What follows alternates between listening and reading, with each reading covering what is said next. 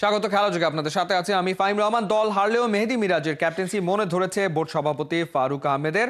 বয়সভিত্তিক দলে নেতৃত্ব দেওয়ার অভিজ্ঞতা কাজে আসছে। অবশ্য ক্যারিবিয়ান আইল্যান্ড থেকে আসেনি সুখবর।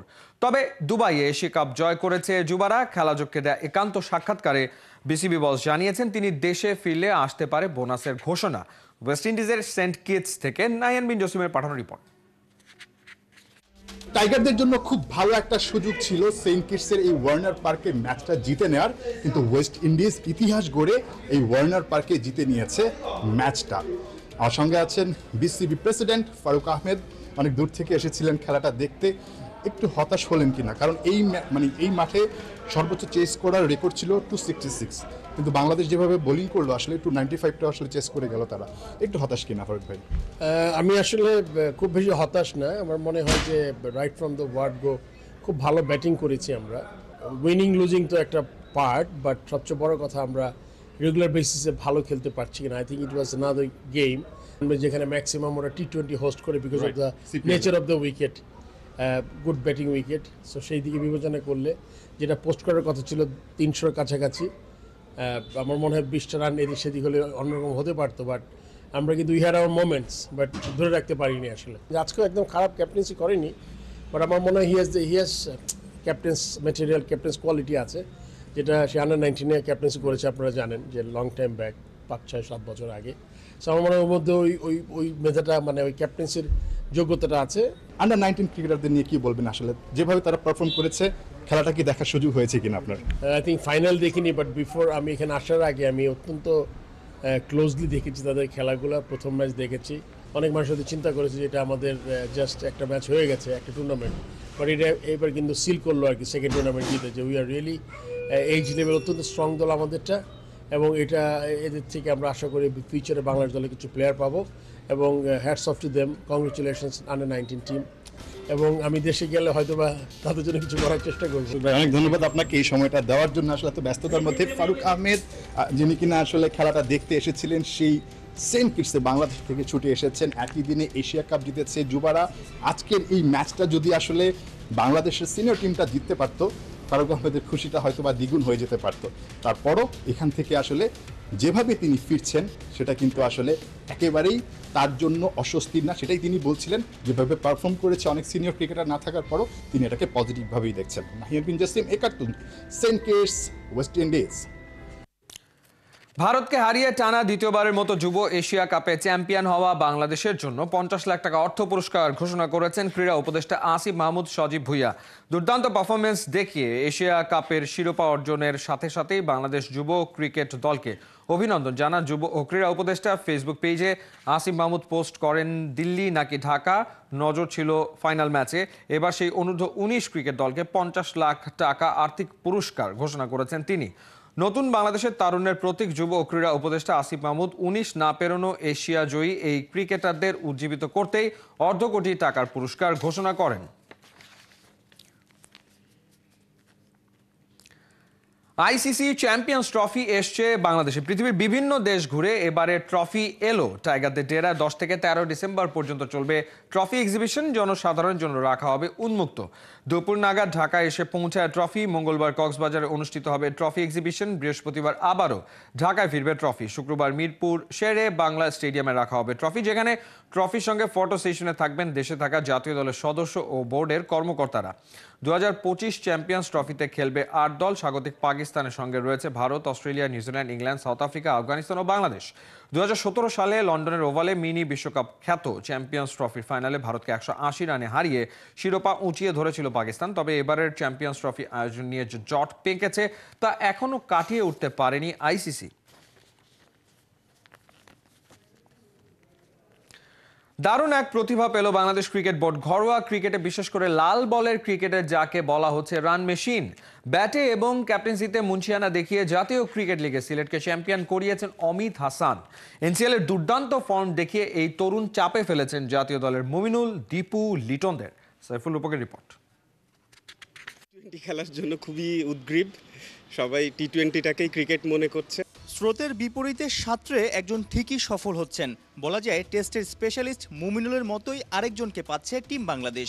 সিলেট বিভাগের কাপ্তান নাম্বার 4-এ খেলা ব্যাটার অমিত হাসান, এই তরুণে মুগ্ধ ইমরুল কায়েসও। আমার কাছে ব্যাটিং ভালো লেগেছে ইয়াংদের ভিতরে অমিত হাসানের। আপনি সিলেটে খেলতেছে একটা ছেলে, is very good batsman. Technique wise, temperament test ক্রিকেটের জন্য পারফেক্ট আমি মনে করি। জাতীয় ক্রিকেট লিগের সামনে থেকেই নেতৃত্ব দিচ্ছেন নারায়ণগঞ্জের ছেলে অমিত। এক ম্যাচ হাতে রেখেই সিলেট নিশ্চিত করেছে এনসিএলে নিজেদের প্রথম শিরোপা। সবচেয়ে বেশি রান করে জাতীয় দলের দরজায় কড়া নাড়ছেন অমিত হাসান। সত্যি কথা বলতে আমি তত লম্বা চিন্তা ভাবনা করে এনসিএলটা শুরু করি নাই। আমি সবসময় চেষ্টা করছি ম্যাচ বাই ম্যাচ আগানোর, তো আলহামদুলিল্লাহ সিজনটা ভালো গেছে। নারায়ণগঞ্জের ছেলে সিলেটে কিভাবে খেলে? আন্ডার 19-এ থাকাকালীন সিলেট ডিভিশনে একটা উইকেট কিপার ব্যাটসম্যানের প্রয়োজন ছিল, তো সিলেক্টর হান্নান স্যার 2019 সালে আমাকে সিলেট ডিভিশনে দিয়েছিল। তারপর থেকেই ফার্স্ট ক্লাসের যাত্রা ওই দিক থেকেই শুরু। ঘরোয়া ক্রিকেটে 2 ডাউন অর্থাৎ 4 নম্বর পজিশনে ব্যাটিং করে সফল অমিত হাসান। যদিও টেস্ট দলে ওই পজিশনে কখনো মুমিনুল কখনো শান্ত উইলোবাজি করছেন। শান্ত না থাকায় ওয়েস্ট ইন্ডিজের বিপক্ষে টেস্টে 4 নম্বরে নেমে ব্যর্থ আরেক তরুণ শাহাদাত দীপু। 3 থেকে 5 টপ মিডলের মুমিনুল, দীপু কিংবা লিটনদের ঘাড়ে নিঃশ্বাস ফেলছেন পাইপলাইনের অমিত হাসান। একের পর এক রান করছেন প্রতি ইনিংসে, প্রতি ম্যাচে। এর পেছনের রহস্যটা কি? আপনার ফ্রেম অফ মাইন্ড কি থাকে যখন 22 গজে যান? সত্যি কথা বলতে আমি প্রেজেন্টে থাকতে পছন্দ করি, বল বাই বল খেলার চেষ্টা করি। টেস্ট ক্রিকেটে যে ধৈর্যের খেলা, সময় নিয়ে খেলা, আপনার কাছে মনে হয় যে আপনার ব্যাটিংটা একদম টেস্ট ক্রিকেটের সাথে খুব ভালো যায়? না, আমি অ্যাকচুয়ালি আমার খেলাটা এনজয় করি, সেটা টেস্ট ফরম্যাট হোক, ওয়ানডে ফরম্যাট হোক। আমরা ওয়েট করছি যে ভালো খেলুক এবং এরকমভাবে ভালো খেলুক যাতে আমাদের কোনো সন্দেহ না থাকে। আমাদের আসলে বেশিরভাগ ক্ষেত্রে যদি এরকম হয় যে ইন্টারন্যাশনাল লেভেলে একটা প্লেয়ারকে সন্দেহ নিয়ে ইন্ট্রোডিউস করায় দেওয়া হয়, তো দেখা যায় যে মানে এটা হচ্ছে মাই পয়েন্ট অফ ভিউ, যে যদি ক্লিক করে দেন ফাইন, ক্লিক না করলে দেখা যায় একটা মানে ভালো প্রসপেক্ট আমাদের নষ্ট হয়েও যেতে পারে। প্রেশারের কারণে বিভিন্ন কারণ হতে পারে। দেখার জায়গা এই জায়গাগুলো, সেটাতে আমরা চেষ্টা করছি দেখার। এবং ডেফিনেটলি অমিত হাসানের নাম বলেছেন, অমিত খুবই সিগনিফিক্যান্ট পারফর্ম করছে। 2020-এ যুব বিশ্বকাপ জেতে আকবর, হৃদয়, শাহাদাত দীপুরা ওই ব্যাচেরই ক্রিকেটার অমিত। যদিও সেই বিশ্বকাপের দলে জায়গা হয়নি তার। দুঃখ কষ্ট সাইডে রেখে গেল 2 সিজন ধরে ঘরোয়া ক্রিকেটের রানের বন্যা বইয়ে জানান দিলেন অমিত হাসান রাইট ট্র্যাকেই আছেন। সাইফুল রূপক, 71। চ্যাম্পিয়ন্স ট্রফি মাঠে গড়ানোর নাম নেই, কিন্তু পাকিস্তান ভারত দু দেশই একে অপরকে এক হাত নিতে চাচ্ছে না। আইসিসির মেগা ইভেন্টের আয়োজক ইস্যুতে যখন কড়া অবস্থানে পিসিবি, তখন ভারতের স্টার স্পোর্টস তাদের প্রোমোতে আয়োজক হিসেবে পাকিস্তানকে জায়গাই দেয়নি। এ নিয়ে শুরু হয়েছে নতুন বিতর্ক। পার্থ বণিক জানাচ্ছেন বিস্তারিত। আইসিসির মেগা ইভেন্ট, মর্যাদার রূপালী ট্রফি। আছে ভারত, আছে বাংলাদেশ, আছে ইংল্যান্ড, অস্ট্রেলিয়া, 8 দলই। কিন্তু ভারতীয় ব্রডকাস্টার স্টার স্পোর্টসের প্রমোতে যা নাই তা হলো পাকিস্তানের নাম। চ্যাম্পিয়ন্স ট্রফির হোস্ট কান্ট্রির নাম নিয়েই যেন বদনাম। চ্যাম্পিয়ন্স ট্রফি পাকিস্তানে হবে নাকি হাইব্রিড মডেলে, নাকি বাতিলই হবে?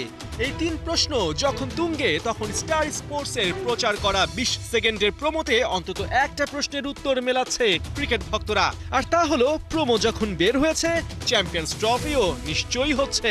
সাথে যেহেতু কোহলির ছবি আছে, তার মানে ভারতও থাকছে। কিন্তু 8 দলের ক্রিকেটারদের দেখালেও আয়োজক হিসেবে পাকিস্তানের নাম নেয়নি ভারতের এই ব্রডকাস্ট চ্যানেল। বরং প্রমোট শেষে লিখেছে চ্যাম্পিয়ন্স ট্রফি কামিং সুন। কিন্তু পাকিস্তানি ফ্যানদের প্রশ্ন, কামিংটা হবে কোথায়? আইসিসির দায়িত্ব নিয়েই কদিন আগে পিসিবি চেয়ারম্যান মহসিন নাকভির সাথে বসেছিলেন সাবেক বিসিসিআই সেক্রেটারি জয় শাহ। আনঅফিশিয়ালি জানা গেছে, দুবাইয়ের সেই বৈঠকে 2027 পর্যন্ত ভারতে হওয়া সব আইসিসি ইভেন্ট হাইব্রিড মডেলে করার নীতিগত সিদ্ধান্ত হয়েছে, যার মাঝে পাকিস্তানে অনুষ্ঠিত হতে যাওয়া চ্যাম্পিয়ন্স ট্রফিও অন্তর্ভুক্ত। অর্থাৎ টুর্নামেন্ট পাকিস্তান ও দ্বিতীয় কোনো দেশে এবার যৌথভাবে হবে। প্রশ্ন হলো, যদি তাই হয় তাহলে আয়োজক হিসেবে পাকিস্তানের নাম বলতে স্টার স্পোর্টসের অসুবিধা কোথায়? তবে কি ভেতরে ভেতরে এখনো পাকিস্তানকে কাটছাট করার প্ল্যান চলছে? এমনটা হলে পিসিবির পাশেই আছে পাকিস্তান সরকার। দেশটির প্রধানমন্ত্রী শেহবাজ শরীফের সাথে দেখা করে এই আশ্বাসই পেয়েছেন পিসিবি প্রধান মহসিন নাকভি। পাকিস্তান তেহরিক-ই-ইনসাফের ঘনিষ্ঠ সূত্রের বরাতে জিও টিভি জানিয়েছে, পিসিবির প্রতি সরকারের পূর্ণ সমর্থন আছে। ভারতের এই একরোখা মনোভাবের বিপরীতে পিসিবি যে অবস্থান নিয়েছে তারও প্রশংসা করেছেন পাক প্রধানমন্ত্রী। জানিয়েছেন, চ্যাম্পিয়ন্স ট্রফি ঘিরে পিসিবি যে পজিশন নিয়েছে তা পাকিস্তানের মানুষের আবেগকে প্রতিনিধিত্ব করে। এদিকে পাকিস্তানি গণমাধ্যম সামা টিভির খবর, এক ঘরে হতে চলেছে ভারত। পাকিস্তান সফর নিয়ে তাদের একগুঁয়েমিতে বিরক্ত অস্ট্রেলিয়া, নিউজিল্যান্ড আর সাউথ আফ্রিকা। চ্যাম্পিয়ন্স ট্রফি নিয়ে ভারতের অবস্থান ক্রিকেটে দীর্ঘমেয়াদী কেমন প্রভাব ফেলবে সেটা আইসিসিকে জানিয়েছে তারা। পাকিস্তানের পক্ষ নিয়ে অতি দ্রুত আইসিসির কাছে টুর্নামেন্টের শিডিউল ও হোস্টিং অ্যারেঞ্জমেন্টের ব্যাখ্যা চেয়েছে। সব মিলিয়ে চ্যাম্পিয়ন্স ট্রফি নিয়ে পরিস্থিতি দিনকে দিন যেমন ঘোলাটে হচ্ছে, তেমন ভারত পাকিস্তান ঘিরে ক্রিকেট বিশ্ব দুভাগ হচ্ছে, যার ফল ভোগ করতে দুদেশই প্রস্তুত, কিন্তু ক্ষতির দায় কেউই নিতে আগ্রহী না। পার্থ বণিক, ৭১। প্রতিপক্ষ ভারত মানে চ্যালেঞ্জিং আর রোমাঞ্চকর অনুভূতি, হোক সেটা ফুটবল কিংবা ক্রিকেটে। 2027 সালের এএফসি এশিয়ান কাপের তৃতীয় রাউন্ডের বাছাইয়ের ড্রতে সি গ্রুপে বাংলাদেশের সাথে আছে ভারত, হংকং ও সিঙ্গাপুর। অ্যাওয়ে ম্যাচের পাশাপাশি হোমের দিকে বেশি জোর দেওয়ার কথা বলেছেন জাতীয় ফুটবল দলের হেড কোচ হাভিয়ার কাব্রেরা।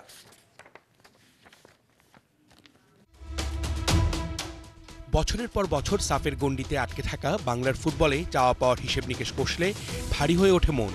নেই কোনো বড় অর্জন, বড় দলের সাথে ম্যাচ খেলার সৌভাগ্য হয়ে ওঠে কম। বিশ্বকাপ বাছাই কিংবা এশিয়ান কাপের বাছাইতে জামাল, তপু, রাকিবরা পায় কঠিন প্রতিপক্ষের বিপক্ষে মাঠে নামার সুযোগ। মালয়েশিয়ার কুয়ালালামপুরে অনুষ্ঠিত হয় এশিয়ান কাপের বাছাই পর্বের ড্র। ফিফা র্যাঙ্কিংয়ে 185-তে থাকা বাংলাদেশের জায়গা হয় পট 4-এ। ড্রয়ে সি গ্রুপে বাংলাদেশের সাথে আছে ভারত, হংকং আর সিঙ্গাপুর। এই গ্রুপটি চ্যালেঞ্জিং এবং রোমাঞ্চকর। আমি মনে করি বাংলাদেশের জন্য কঠিন পরীক্ষা অপেক্ষা করছে। আমি বিশ্বাস করি এই গ্রুপের সবাই সবার সঙ্গে পয়েন্ট হারাতে পারে। গ্রুপের 4 দলের মধ্যে ফিফা র্যাঙ্কিংয়ে সবার থেকে পিছিয়ে বাংলাদেশ। এই গ্রুপের শীর্ষ দল ভারত, যাদের অবস্থান 137-এ। প্রতিটা দলকেই খেলতে হবে 6টা করে ম্যাচ। আমরা ঘরের মাঠে খুব শক্তিশালী। আমাদের জন্য এটিই সবচেয়ে বড় শক্তির জায়গা। আমাদের ঘরের ম্যাচগুলোতে অনেক বেশি নির্ভরশীল হতে হবে। বিশ্বকাপ বাছাইয়ের বিগত ম্যাচগুলোতে আমরা দারুণ করেছিলাম। হোম ম্যাচ থেকে আমাদের যত বেশি সম্ভব পয়েন্ট পেতে হবে, তারপর অ্যাওয়ে ম্যাচ থেকে। আগামী বছর মার্চ থেকে শুরু হওয়া বাছাই পর্বের আগে কাবরেরা বেশি বেশি প্রস্তুতি ম্যাচ খেলতে চান। নতুন বাংলাদেশে চারিদিক থেকে খেলাধুলায় আসছে জয়ের খবর। পিছিয়ে থাকবে না দেশের ফুটবল। বাফুফের নতুন কমিটিও জাতীয় দলের দিকে দিতে চাইবে সর্বোচ্চ নজর। অর্ণব বাপি, ৭১। লিওনেল মেসিকে দেখলেই ভীষণ রাগ হতো। ওর সাথে অনেক লড়াই করেছি। কাতার বিশ্বকাপে আর্জেন্টিনার কাছে হারের 2 বছর পর অবশেষে মেসি ইস্যুতে মুখ খুললেন কিলিয়ান এমবাপে। জানালেন পিএসজিতে থাকাকালে কেমন ছিল তাদের সম্পর্ক। ফ্রেঞ্চ টিভিতে দেয়া এক সাক্ষাৎকারে ক্যারিয়ার, ব্যক্তিগত জীবন নিয়ে কথা বলেছেন রিয়াল মাদ্রিদের এই ফরাসি স্ট্রাইকার। কোহিনুর কণার রিপোর্ট। রিউমার কিংবা গসিপ বরাবরই বেশ মুখরোচক, আর গুঞ্জন ছড়িয়ে পড়ে আলোর গতিতে। তবে প্রশ্ন একটাই, আকাশে বাতাসে কান পাতলেই যা শোনা যায় তা সবই কি মিথ্যা বানোয়াট? লোকে তো বলে যা রটে তার কিছুটা হলেও বটে। 2022 কাতার বিশ্বকাপের ফাইনালে হ্যাট্রিক করেও দলকে শিরোপা জেতাতে পারেননি কিলিয়ান এমবাপে। তারই চোখের সামনে দিয়ে বিশ্বকাপের ট্রফিটা বাড়ি নিয়ে যায় তারই পিএসজির সতীর্থ লিওনেল মেসি। এরপরে চারিদিকে কান পাতলে শোনা যেত ফাটল ধরেছে মেসি এমবাপের সম্পর্কে। মেসি অবশ্য বারবারই বলতেন সব ঠিক আছে। তবে 2 বছর পর এই ইস্যুতে মুখ খুলেছেন কিলিয়ান এমবাপে। ফ্রেঞ্চ টিভিকে দেয়া একান্ত সাক্ষাৎকারে এমবাপে খোলাসা করেন কি ঘটেছিল মেসির বিশ্বকাপ জয়ের পর। বিশ্বকাপের পর পিএসজি ট্রেনিংয়ে মেসিকে দেখে আমার ভীষণ রাগ হচ্ছিল। তখন মেসি এসে আমাকে বলল, তুমি তো এটা আগেই জিতেছো, এবার আমার পালা। একটা কথা আছে, লিওনেল মেসি এমন এক ক্যারেক্টার যাকে অপছন্দ করা যেতেই পারে, তবে অস্বীকার কখনো করা সম্ভব না। কিলিয়ান এমবাপেও পারেননি। যখন যেভাবে সুযোগ পেয়েছিলেন বিশ্বসেরা ফুটবলারের কাছ থেকে নিয়েছিলেন টিপস। মেসির কাছ থেকে অনেক কিছু শিখেছি। ওর মতো মানুষের কাছ থেকে নির্দ্বিধায় সব শেখা যায়। আমি প্রায় ওর কাছে যেতাম, জানতে চাইতাম এটা তুমি কিভাবে করলে, ওটা তুমি কিভাবে করো। সময়ের সাথে দুজনেই ছেড়েছেন প্যারিস। প্রেমের শহর পারেনি দুই সুপারস্টারকে ধরে রাখতে। পিএসজি ছেড়ে মেসি ইন্টার মায়ামিতে, আর এমবাপে তার স্বপ্নের ক্লাব রিয়াল মাদ্রিদে। যদিও রিয়ালে এমবাপের সময়টা খুব একটা ভালো কাটছে না, পারফরমেন্স দিয়ে পারছেন না নজর টানতে। যদিও জীবনের নতুন চ্যাপ্টার নিয়ে বেশ খুশি ফরাসি ম্যাজিশিয়ান। রিয়ালের জার্সিতেই উঠতে চান সফলতার চূড়ায়। কোহিনুর কণা, ৭১। পরের ঘরে নিজেদের কামব্যাক, এর থেকে ভালো আর কি হতে পারে? ইংলিশ প্রিমিয়ার লিগের ম্যাচে টটনামের ঘরের মাঠে তাদেরকে ৪-৩ গোলে হারিয়ে দিয়েছে চেলসি। যদিও ম্যাচের শুরুতেই লিড পেয়ে যায় টটনাম, ৫ম মিনিটে সোলানকির গোলে এগিয়ে যায় তারা। ১১ মিনিটে লিড দ্বিগুণ করেন কুলুসেভস্কি। তবে এরপরই শুরু হয় চেলসি ম্যাজিক, যার শুরুটা হয় ১৭তম মিনিটে সানচোর গোল দিয়ে। সেকেন্ড হাফে আরও অ্যাটাকিং খেলা শুরু করে দ্য ব্লুজ। ৬১ মিনিটে পেনাল্টি থেকে গোল করে দলকে সমতায় ফেরান পালমার। ৭৩ মিনিটে এনজো ফার্নান্দেজের গোলে লিড পেয়ে যায় চেলসি, যা ৮৪ মিনিটে পালমারের গোলে দ্বিগুণ হয়। ম্যাচে এক্সট্রা টাইমে সানের গোলে হারের ব্যবধান কমায় টটনাম। এই জয়ে ৩১ পয়েন্ট নিয়ে টেবিলের দ্বিতীয় অবস্থানে আছে চেলসি। খেলাধুলার গুরুত্বপূর্ণ অংশ মানসিক আর শারীরিক সুস্থতা। সেই কারণে দেশকে এগিয়ে নিতে প্রয়োজন লিঙ্গ সমতা এবং নারীর ক্ষমতায়নে গুরুত্ব দেয়া। খেলবেই বাংলাদেশ ও ইউএসএইডের হেলদিয়ার ইন মোশন ক্যাম্পেইন গিয়েছিল ব্র্যাক বিশ্ববিদ্যালয়ে। সেই অনুষ্ঠানে ছিলেন জাতীয় নারী ফুটবল দলের অধিনায়ক সাবিনা খাতুন ও তার দল। ওদের সঙ্গে ছিল ঢাকায় যুক্তরাষ্ট্র দূতাবাসের সার্চ দ্য মিশন মেগান বোল্ডিন। খেলবে বাংলাদেশ এবং ঢাকা ফ্লো এর সহযোগিতায় আয়োজিত এই ক্যাম্পেইনটি সাংস্কৃতিক বাধা দূর করে নারীদের জন্য অন্তর্ভুক্তিমূলক পরিবেশ তৈরিতে উৎসাহিত করছে। বাংলাদেশের নারী ও কমিউনিটির মধ্যে স্বাস্থ্যকর জীবনধারা প্রচারই লক্ষ্য। জাতীয় ফুটবল দলের স্বর্ণকন্যাদের সাথে একদিন ফুটসালও খেলেছে ব্র্যাকের মেয়েরা।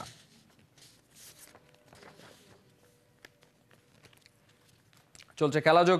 সরাসরি সংবাদ অনুষ্ঠান দেখতে চোখ রাখুন ৭১-এর ফেসবুক পেজ এবং সাবস্ক্রাইব করুন ৭১-এর ইউটিউব চ্যানেল। ৭১-এর সাথেই থাকুন।